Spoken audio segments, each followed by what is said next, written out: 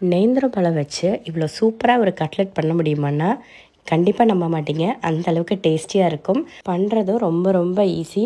காலையில் நம்ம ஸ்கூலுக்கு டிஃபன் பாக்ஸ்க்கு ஸ்நாக்ஸ் கொடுத்து விடுவோம்ல, அந்த இதில் இதை வச்சா கூட ரொம்ப ஹெல்த்தியான ஒரு ஆப்ஷனாக இருக்கும். இப்போ வாங்க எப்படி பண்ணலான்னு பார்க்கலாம். இப்போ நான் நல்லா பழுத்த 3 நேந்திரம் பழம் எடுத்திருக்கேன். இது கொஞ்சம் நல்லா பழுத்ததாகவே பார்த்து எடுத்துக்கோங்க.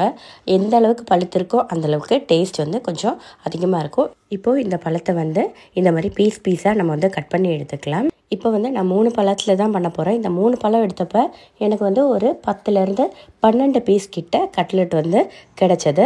இப்போ இது எல்லாத்தையுமே கட் பண்ணி எடுத்தாச்சு. இதை நம்ம ஒரு ஸ்டீமரில் வச்சு ஒரு 5 to 6 நிமிஷம் வரை நல்லா குக் பண்ணி எடுத்துக்கலாம். இப்போ பார்த்திங்கன்னா இந்த பழம் நல்லா வெந்து வந்துருச்சு. இது இப்போ ஒரு 10 நிமிஷம் அப்படியே விட்டிங்கன்னா நல்லா கொஞ்சம் ஆறி வந்துடும். அப்போ வேறு ஒரு பிளேட்டில் மாற்றிட்டு நம்ம இந்த ஸ்கின் எல்லாத்தையுமே ரிமூவ் பண்ணி எடுத்துக்கலாம். இப்போ பார்த்திங்கன்னா நல்ல பழுத்த நேந்திர பழம், இது கலருமே சூப்பராக இருக்கும். இப்போ இது எல்லாமே நம்ம ஒரு ஃபோர்க்கு வச்சு இல்லாட்டி ஒரு ஸ்பூன் வச்சு நல்லா இதை மேஷ் பண்ணி எடுத்துக்கலாம். இப்போ அடுத்ததாக பார்த்திங்கன்னா நல்லா மேஷ் பண்ணி விட்டதுக்கப்புறமேட்டு 1 டேபிள் ஸ்பூன் அளவுக்கு அரிசி மாவு சேர்த்துக்கோங்க. அரிசி மாவு கார்ன்ஃப்ளவர் சேர்த்தா கொஞ்சம் ஒரு மாதிரி கொஞ்சம் கெட்டியாக வந்துடும். அதனால் அரிசி மாவு தான் பெஸ்ட்டு. அடுத்ததாக ஒரு டீஸ்பூன் அளவுக்கு ஜீனி சேர்த்துக்கலாம். அடுத்ததாக பார்த்திங்கன்னா ஒரு தேங்காய் திருவலை ஒரு கைப்பிடி அளவுக்கு சேர்த்துக்கோங்க. ரொம்ப நிறைய சேர்க்க வேணாம். அதுக்கப்புறமேட்டு அந்த பழத்தோட அந்த டேஸ்ட் போயிடும். அதனால் ஒரு கைப்பிடி அளவுக்கு சேர்த்துக்கோங்க. அடுத்ததாக கொஞ்சமாக ஏலக்காய் தூள் சேர்த்துக்கலாம். ஒரு 1/2 டீஸ்பூன் அளவுக்கு நெய் சேர்த்துக்கோங்க. இதை இப்போ எல்லாத்தையுமே நல்லா நம்ம பிசைஞ்சு ஒரு பால் மாதிரி ஒரு டவ் மாதிரி ஆக்கி எடுத்துக்கலாம். இதில் வேறு எதுவும் தண்ணி எக்ஸ்ட்ரா சேர்க்கவோ எதுவுமே அவசியம் கிடையாது.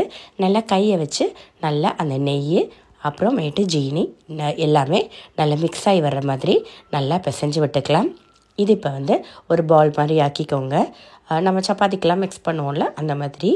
அடுத்ததாக இப்போ ஒரு பேப்பர் எடுத்துக்கலாம். ஒரு பார்ச்மெண்ட் பேப்பர் நான் எடுத்திருக்கேன். இல்லை சாதாரணமாக பிளேட்டில் கூட வச்சுக்கலாம். இது ஒட்டி வராமல் இருக்கிறது, பிளேட்டில் ஒட்டாமல் இருக்கிறதுக்காக இந்த பேப்பர் வச்சுருக்கேன், பட்டர் ஷீட்டு. இப்போது அதிலிருந்து ஒரு பால் மாதிரி நம்ம கொஞ்சம் மாவு எடுத்து பால் மாதிரி உருட்டிக்கலாம். உருட்டிட்டு நம்மளுக்கு ரவுண்ட் ஷேப்பில் வேணும்னா அந்த மாதிரி ரவுண்ட் ஷேப்பில் பண்ணிக்கலாம். இல்லை நம்ம கட்லெட் ஷேப்லேயே வேணும்னா கட்லெட் ஷேப்பில் இந்த மாதிரி கையை 2 சைடும் அந்த ஆப்போசிட் சைடு 2 சைடும் இப்படி தட்டி விட்டிங்கன்னா உங்களுக்கு நல்ல ஷேப்பாக கட்லெட் ஷேப்புக்கு வந்துடும். இதை இப்போ நம்ம இந்த பிளேட்டில் ஒன்றா எடுத்து வச்சுக்கலாம்.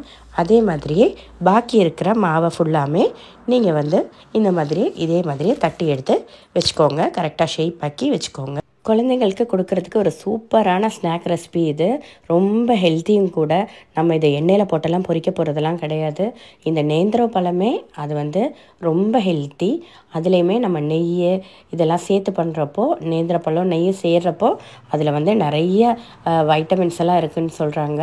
இப்போ பார்த்திங்கன்னா எல்லாத்தையுமே அந்த மாதிரி நான் கட்லெட் ஷேப்க்கு பண்ணி எடுத்துட்டேன். அடுத்ததாக நம்மளுக்கு கொஞ்சோண்டு பிரெட் க்ரம்ஸ் வேணும். இல்லை நம்மக்கிட்ட பிரெட் க்ரம்ஸ் இல்லாட்டி ஒன்றும் பிரச்சனை ஒன்றும் கிடையாது. நம்ம சும்மாவே இந்த மாதிரி அப்படியே போட்டு கூட ஃப்ரை பண்ணி எடுத்தாலுமே சூப்பராக இருக்கும். இது பார்க்க கொஞ்சம் அழகாக இருக்கணுங்கிறதுக்காக நான் கொஞ்சம் பிரெட் க்ரம்ஸில் டிப் பண்ணி எடுத்திருக்கேன். அவ்வளோதான்.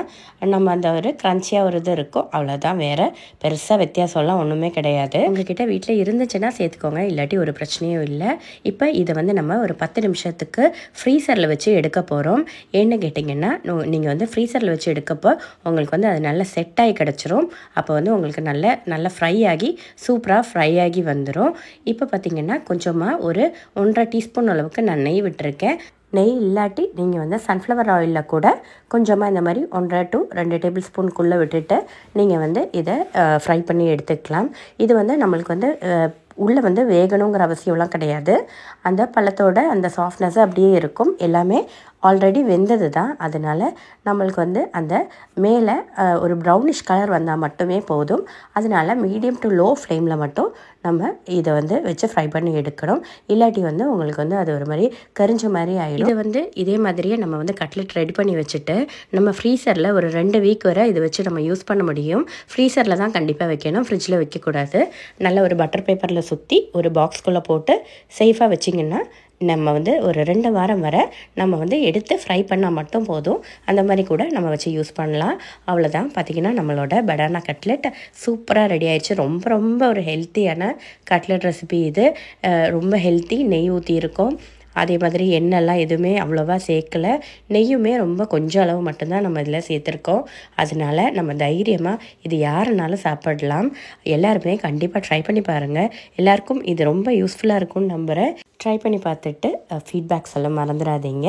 வீடியோ பிடிச்சதுன்னா லைக் பண்ணவும், நம்ம சேனலை சப்ஸ்கிரைப் பண்ணவும் மறந்துடாதீங்க. தேங்க்ஸ் ஃபார் வாட்சிங் பிரீத்தூஸ் மெனு.